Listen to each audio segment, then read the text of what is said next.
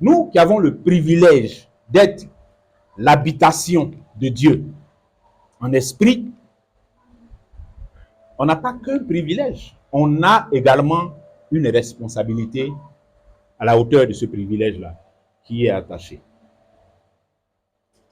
Et quand Dieu fait les choses de cette manière, quand Dieu vient et fait de nous désormais sa demeure et nous conduit dans ce qu'il veut réaliser avec nous, on a expliqué que la responsabilité que nous avons, qui vient avec le privilège là, elle ne s'éteint pas avec la présence de l'Esprit de Dieu en nous. Ça veut dire qu'on ne devient pas des automates, des robots, parce que le Saint-Esprit en nous, c'est lui qui nous fait marcher. Non. On peut porter le Saint-Esprit et puis aller dans le décor. On peut avoir l'Esprit de Dieu en soi et puis aller faire des bêtises. Pourquoi? Mais parce que notre responsabilité, elle reste pleinement engagée, bien que l'Esprit de Dieu soit en nous.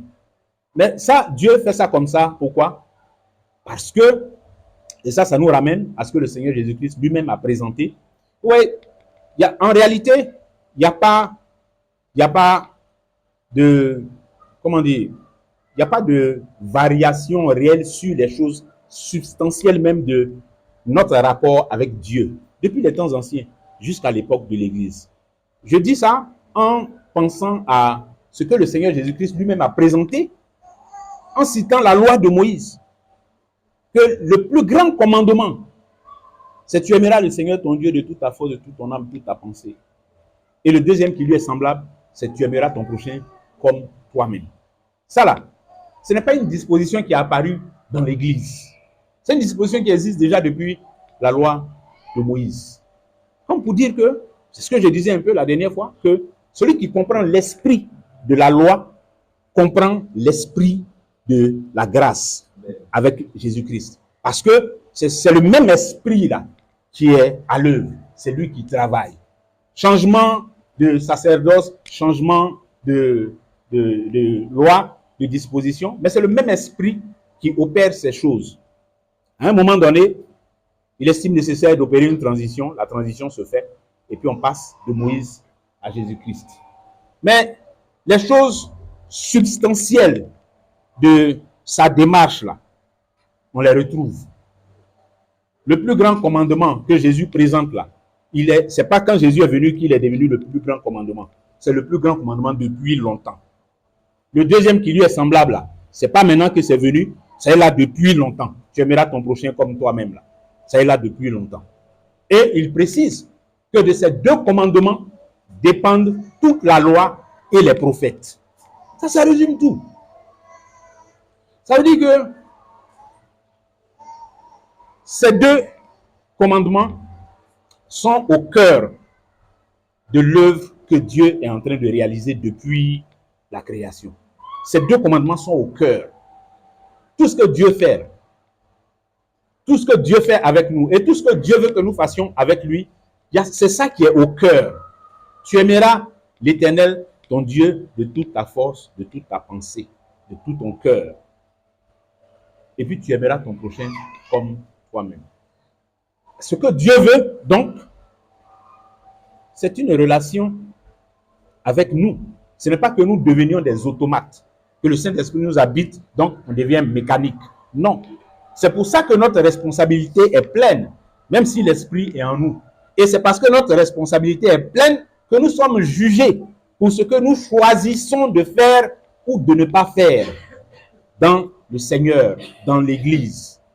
Donc ce que Dieu veut, ce que le Seigneur recherche, ce n'est pas une relation rigide, sèche, mécanique, au prétexte que nous abritons son esprit, donc il va le faire automatiquement, mais plutôt une relation.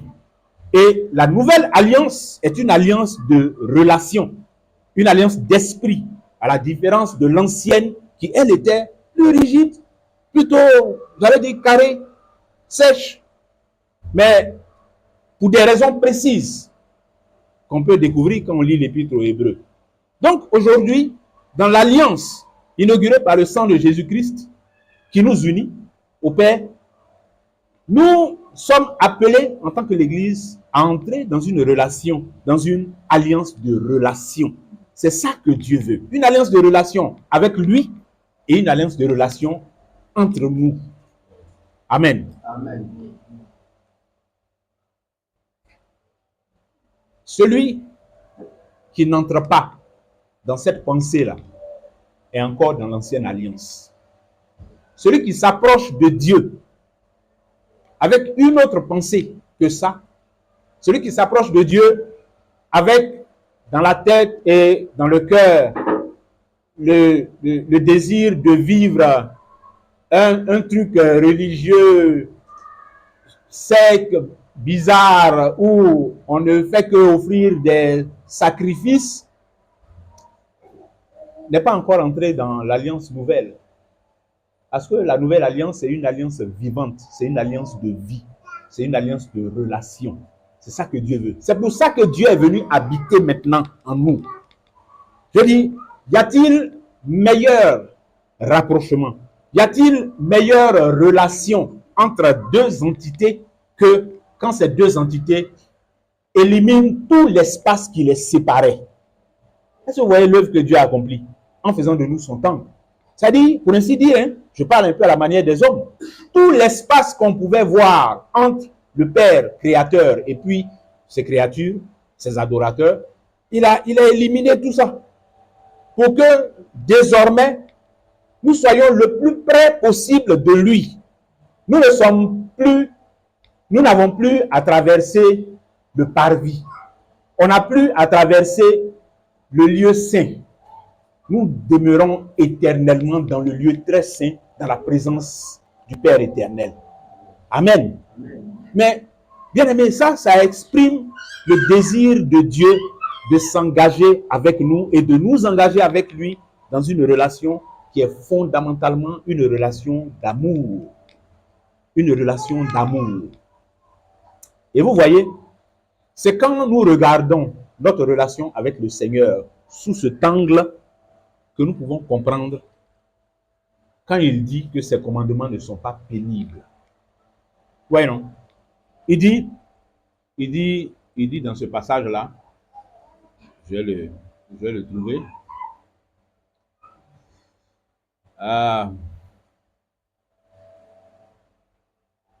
Et il dit en 1 Jean 5, 3, que car l'amour de Dieu consiste à garder ses commandements. Et ces commandements ne sont pas pénibles. C'est quand quelqu'un est entré dans l'esprit de l'amour de Dieu, comme Dieu le veut là, qu'il comprend que les commandements de Dieu ne sont pas pénibles. Mais celui qui regarde Dieu de l'extérieur et non pas de l'intérieur, ben, il le voit à distance et c'est à ce moment-là que les commandements de Dieu deviennent pénibles pour lui. Parce que son esprit n'est pas en fusion avec l'esprit de Dieu. C'est lui. C'est lui qui fait. C'est encore lui qui fait. Il n'est pas encore dans Galates 2:20. C'est encore lui qui fait. C'est encore elle qui se débat. C'est encore lui qui est en train de se battre, de se débattre, de s'embrouiller, de s'embourber, de tourner en rond, de se disperser, de s'éparpiller. Mais parce que c'est ce qui arrive quand l'éloignement se fait d'avec Dieu. La norme, ce que Dieu a établi, comment ça doit être avec lui là, nous sommes son temple. Donc il est avec nous, il est en nous, c'est ça. Donc s'il y a autre chose qui vient, une autre façon de voir, une autre façon de faire, qui ne ressemble pas à Dieu est en moi, bon, le fruit que ça va produire naturellement, c'est un fruit qui ne correspond pas à ce que Dieu entend faire, à ce que Dieu a prévu faire. Donc, la première chose à comprendre comme conséquence ou bien signification de la présence de Dieu en nous, de l'Esprit de Dieu en nous, c'est que Dieu vient habiter en nous pour engager une relation plus proche, plus chaleureuse, plus vivante. C'est ça que Dieu veut. Une vraie relation dans laquelle il y a la vie. Pas une relation de règlement rigide, mais une relation dans laquelle il y a la vie. Alors, en même temps que je dis ça, ça ne veut pas dire que dans la marche avec le Seigneur, il n'y a pas de choses à respecter. Il n'y a pas une manière de vivre la foi en Christ, que chacun fait ce qu'il veut. C'est pas ça. ou bien chacun va prétendre que bon, lui c'est comme ça, il est inspiré. Donc, c'est pas ça. C'est pas ça. Le Christ, là, c'est lui qui est notre exemple, notre modèle en tout, notamment sur ce point-là de comment nous sommes supposés vivre notre relation avec le Père. C'est le Christ que nous regardons. Comment Jésus-Christ lui-même a vécu avec le Père. Quelle relation il a eue avec son Père. C'est ça qui est notre modèle. Il n'y a pas un modèle qu'on va regarder quelque part encore. Donc, si il y a un modèle unique qui est là, que nous trouvons dans le Christ, ça veut dire que notre marche avec le Père ne peut pas être une marche à la carte. Chacun fait à sa manière comme il veut. Non, chacun fait comme Christ a fait. Chacun fait comme Christ a montré. La façon dont Christ lui-même a été le Fils bien-aimé du Père. C'est comme ça que nous également, on doit s'engager dans une relation semblable avec le Père. Avec le Père. Mais bien sûr, par Jésus-Christ, parce que c'est Christ qui nous conduit au Père. Nul ne vient au Père que par moi. Donc, il nous a donné Christ comme la porte qui s'ouvre vers lui. Christ, notre modèle. Christ, notre exemple. Et vous voyez, tout ça, ce sont des choses qu'on ne devine pas. C'est une vie qu'on ne devine pas. On ne fait pas de devinettes. On ne fait pas de pioche. Ce n'est pas des devinettes. C'est les Écritures. C'est la parole de Dieu. C'est les évangiles. C'est les épîtres. Ce sont même les paroles des prophètes. C'est tout ça. C'est dans tout ça que Christ nous est révélé. C'est dans tout ça que Dieu nous est révélé. Donc, c'est la connaissance de ces paroles-là qui nous révèle la connaissance des voies de Dieu, qui nous révèle c'est quoi la vie que le Seigneur veut que nous menions avec lui. Ce sont des choses que nous devons rechercher, chercher à comprendre, discerner, contempler, voir comment Christ lui-même a été, et puis voir qu'est-ce qu'il a transmis à ses apôtres. Parce que par la suite, pour vivre la vie de l'Église, c'est les apôtres que nous regardons également. Comment les apôtres ont été devant le Seigneur, comment ils considéraient le Père, quel rapport les apôtres eux-mêmes ont eu avec le Père. Quand nous lisons ça dans les Écritures, quand nous étudions ça dans les Écritures, alors, je le dis à dessein, quand nous lisons, quand nous étudions, quand nous méditons et tout ça, c'est parce que tout ça, ce sont les moyens que nous avons de connaître, de comprendre ces choses-là. C'est pour ça que le Seigneur permet que nous puissions avoir accès à ces connaissances-là pour que nous puissions nous les approprier et puis nous engager de la bonne manière avec le Seigneur. De la bonne manière avec le Seigneur. Là, je suis en train d'atterrir sur ce que le bien-aimé disait tout à l'heure. Pour que nous puissions nous engager de la bonne manière avec le Seigneur. Mais si tu ne connais pas les Écritures, si tu ne t'intéresses pas à la parole de Dieu, si tu n'as pas ce désir brûlant de connaître, de comprendre, de savoir quelle est la pensée de Dieu concernant ma relation avec lui, ça devient compliqué, bien-aimé, voire impossible. Voire impossible. Donc, oui, à un moment donné, on peut être un peu dans les nuages. À un moment donné, on peut être un peu dans les nuages. Dans le brouhaha qui nous entoure là, facilement, on peut être un peu dans les nuages pendant quelques temps. Mais on ne reste pas dans les nuages indéfiniment. On ne reste pas dans les nuages indéfiniment. Parce que c'est ça, le travail que le Saint-Esprit vient faire en nous. Quand Christ l'introduit, quand Christ le présente, il le présente comme celui qui vient pour nous conduire. Il vient pour nous conduire. Donc l'Esprit de Dieu en nous là, avec la parole de Dieu qui vient en nous également, c'est la combinaison qui nous permet justement de discerner, de comprendre. Mais ça vient avec une relation. Ça vient avec une communion avec le Seigneur. Ça vient avec des rapports qu'on crée, qu'on tisse, qu'on construit, qu'on bâtit avec le Seigneur. Vous voyez, tout ce que je dis, tous ces verbes que j'utilise là, ça veut dire qu'il y a de l'action dedans. Il y a de l'action dedans. Quand nous avons compris ce que c'est que la vérité qui est contenue dans la présence du Saint-Esprit en nous, comme étant son temple, mais ça nous amène à désirer avoir cette relation personnelle, intime avec Dieu par son Esprit, avec Dieu par Jésus-Christ. Et ça, c'est des choses que nous devons vouloir. C'est ça qui est le moteur de notre vie spirituelle. Ce désir-là d'être avec le Seigneur, d'avoir communion avec le Seigneur. Et cette communion-là, elle s'établit avec le Seigneur dans la prière, dans la connaissance de sa parole. elle s'établit avec le Seigneur. Dans tout ça, tout ce qui entre en compte dans notre marche, dans notre vie, en tant que chrétien, en tant que fils et fille du Seigneur. Donc, bien aimé, c'est sur ça que je vais terminer pour aujourd'hui. Parce qu'on va continuer encore. La dernière fois, je vous ai dit que l'objectif de la prédication, de l'enseignement, là, ce n'est pas de remplir ou bien de donner des nouvelles choses ou bien de faire, voilà, on donne beaucoup et puis on s'en va. Non. L'objectif, c'est que même si on a reçu un peu, on a reçu 2-3 paroles, qu'on apprenne à s'approprier ces 2-3 paroles-là. On apprenne à les digérer, à les ruminer, jusqu'à ce que ça prenne vie en nous et puis que ça fasse partie de nous, que ça fasse partie de notre nature. Voilà.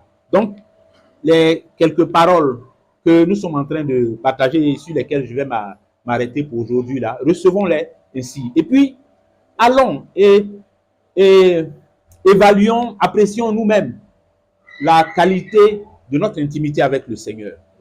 Parce que c'est là-bas, là.